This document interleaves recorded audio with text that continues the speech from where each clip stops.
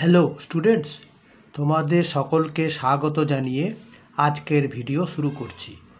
আজকের ভিডিওর বিষয় class 7 English grammar.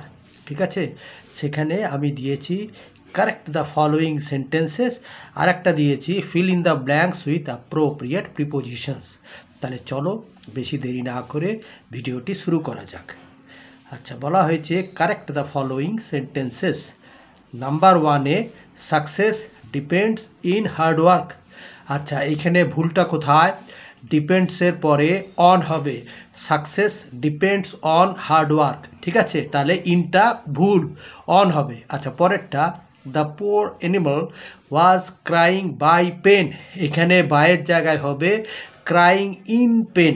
The poor animal was crying in pain. আচ্ছা, নাম্বার 3-টা ইট ইজ কোয়ার্টার বিফোর 5। এইখানে বিফোরের জায়গায় হবে বিফোর ভুল, এখানে হবে ইট ইজ কোয়ার্টার টু 5। আচ্ছা, এইখানে 4 নম্বর হয়েছে I generally write in a gel pen. তাহলে এখানে হবে 4 নম্বরে write with a gel pen. ঠিক আছে, তাহলে ইনের জায়গায় হবে উইথ। আর নাম্বার 5 উই আর গাইডেড, উইথের জায়গা হবে we are guided by our headmaster. ঠিক আছে, গাইডেড বাই উইথের জায়গায় বাই। সবগুলোর পেছনে আমার উত্তর দেওয়া আছে 1 2 3 4 5 করে। ঠিক আছে, একটা দেখে নেবে।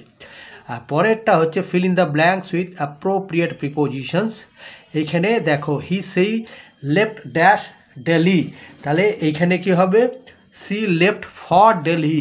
এখানে করে দাও সি লেফট ফর দিল্লি। আর God is kind to all, God is kind to all. Send this letter by post. আর the man is dash hurry. এখানে হবে ইজ ইন এ হারি। আর I prefer coffee to tea. ঠিক আছে। আচ্ছা, আর এইখানে দেখো, এইখানে ওই যে শূন্যস্থানে যে কারেকশানে 1 2 3 4 5 করে আমি করে দিয়েছি, এটা তোমরা ভালো করে দেখে নিও। ঠিক আছে, আচ্ছা।